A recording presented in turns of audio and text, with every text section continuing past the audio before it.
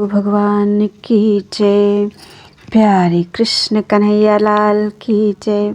श्री वेदांत दर्शन अध्याय 3 चल रहा है और दूसरा पाद चल रहा है। आज है 16वें ब्रह्मसूत्र से। आह चा तन्मात्रम। तन्मात्रम मीन्स श्रुति उस परमात्मा को केवल सत्य ज्ञान और अनंत मात्र। चा मीन्स ही, आह मीन्स बताती है। वहाँ सगुण वाचक शब्दों का प्रयोग नहीं है। व्याख्या। ऐसी शंका भी नहीं करनी चाहिए कि तैत्तिरीय श्रुति में सत्यम ज्ञानम अनंतम ब्रह्म, तैत्तिरीय उपनिषद 2:1, अर्थात ब्रह्म सत्य ज्ञान और अनंत है। इस प्रकार ब्रह्म को केवल ज्ञान स्वरूप ही बताया है। सत्य संकल्पत्व आदि गुणों वाला नहीं बताया, अतः उसको दोनों लक्षणों वाला नहीं माना जा सकता। संबंध। क्योंकि दर्शयति चाथो अपि स्मर्यते 17वां ब्रह्मसूत्र। अथो मीन्स उक्त कथन के अनंतर, दर्शयति मीन्स श्रुति उसी को अनेक रूप वाला भी दिखाती है। चा मीन्स इसके सिवा, स्मर्यते अपि मीन्स स्मृति में भी उसके सगुण स्वरूप का वर्णन आया है। व्याख्या। पूर्वोक्त सत्यम ज्ञानमनंतम इस मंत्र से आगे चलकर उस परमात्मा को सबके हृदय में निहित बताया है और उसी से समस्त जगत की उत्पत्ति का वर्णन किया है। तैत्तिरीय उपनिषद 2:1। फिर उसे रस स्वरूप, सबको आनंद देने वाला 2:7 और सबका संचालक 2:8 में कहा गया है। इसलिए उस श्रुति को केवल निर्गुण परक मानना उचित नहीं है।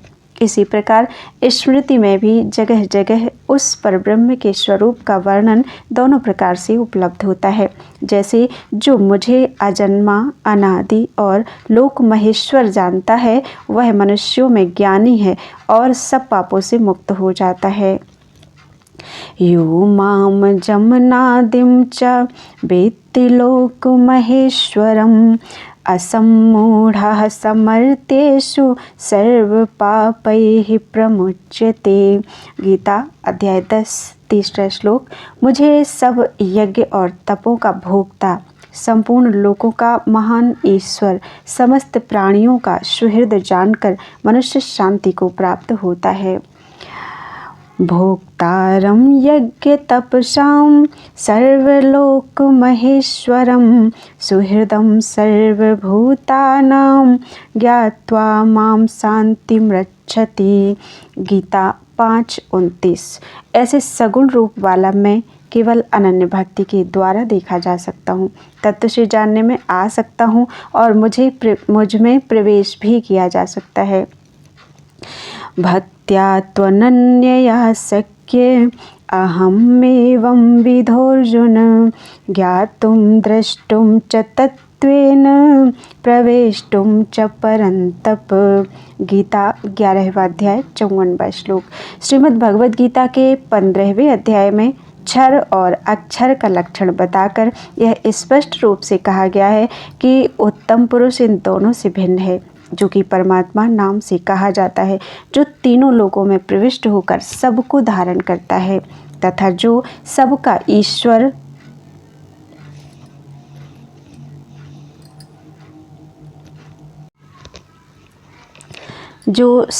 ईश्वर एवं अविनाशी है। उत्तमः पुरुषस्त्वन्यः परमात्मेत्युदाहृतः यो लोकत्रयमाविश्य बिभर्तव्य ईश्वरः। 15-17। इस प्रकार परम ब्रह्म पुरुषोत्तम के सगुण स्वरूप का वर्णन करके अंत में यह भी कहा है कि जो मुझे इस प्रकार पुरुषोत्तम जानता है, वह सब कुछ जानने वाला है। यो मामेव सम्मूढ़ो जानति पुरुषोत्तम स सर्वविद। गीता 15वां अध्याय 19वां श्लोक। इस प्रकार के बहुत से वचन स्मृतियों में पाए जाते हैं जिनमें भगवान के सगुण स्वरूप का वर्णन है, रूप का वर्णन है और उसे वास्तविक बताया गया है। इसी तरह श्रुतियों और स्मृतियों में परमेश्वर के निर्गुण निर्विशेष रूप का भी वर्णन पाया जाता है।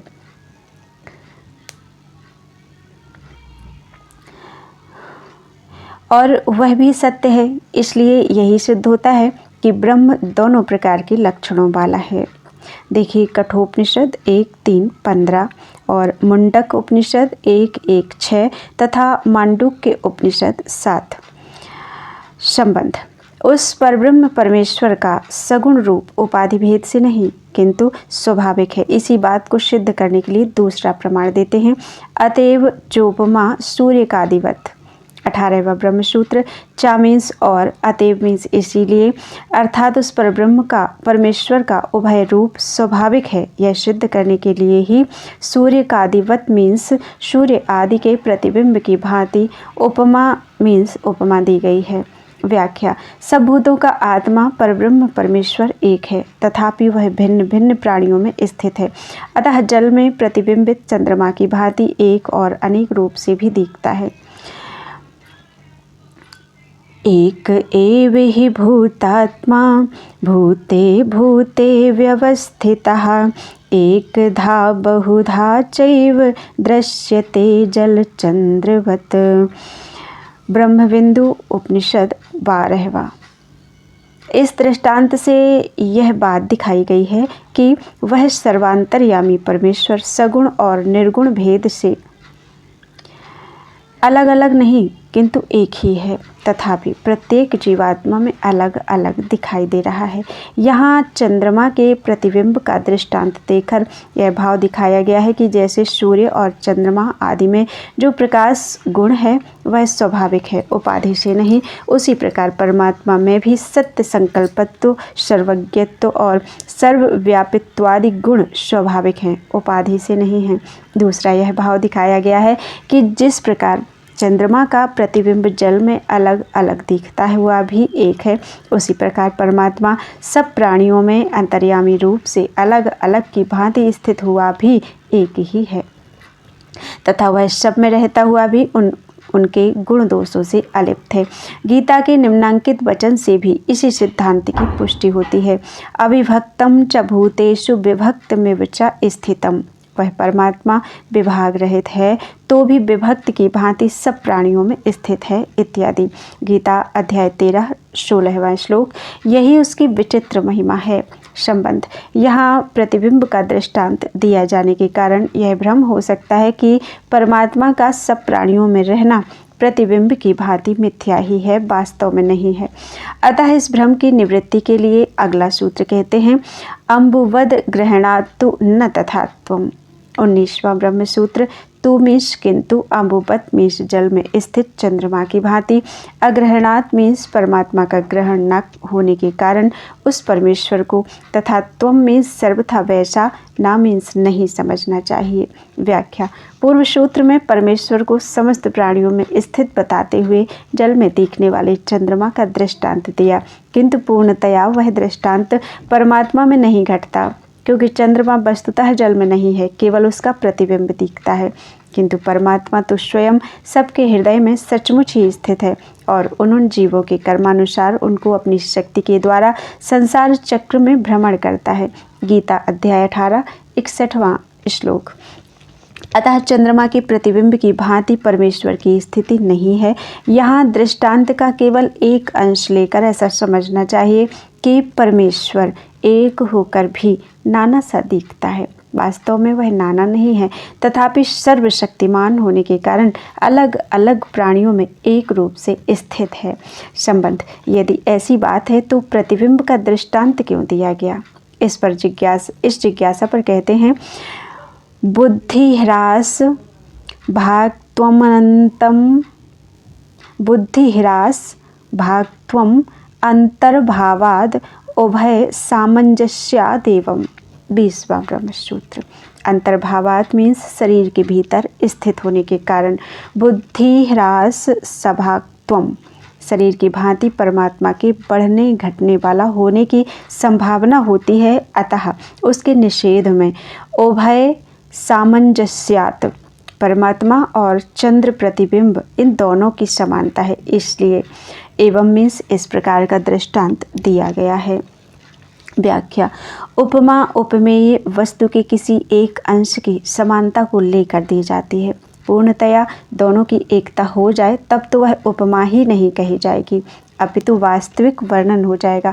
अतः यहाँ जिस प्रकार चंद्रमा का प्रतिबिंब जल में रहता हुआ भी जल के घटने बढ़ने आदि विकारों से संबद्ध नहीं होता, वैसे ही परब्रह्म परमेश्वर सब में रहता हुआ भी निर्विकार रहता है। उनके घटने बढ़ने आदि किसी भी विकार से वह लिप्त नहीं होता। इतना ही आशय इस दृष्टांत का है। इसलिए इस दृष्टांत से यह शंका नहीं करनी चाहिए कि परमात्मा की सब प्राणियों में जो स्थिति बताई गई है वह भी चंद्रमा के प्रतिबिंब की भांति अवास्तविक अर्थात झूठी होगी। संबंध प्रकारांतर से पुनः उस भ्रम की निवृत्ति की जाती है आगे के सूत्रों में। बोलो वृंदावन बिहारी लाल की जय। आज हुए हैं 16 से 20वें सूत्र तक 5 ब्रह्मसूत्र। त्वदीयं वस्तु गोविंद तुभ्यमेव समर्पये, तेन त्वदङ्घ्रिकमले रतिं मे यच्छ शाश्वतीम्।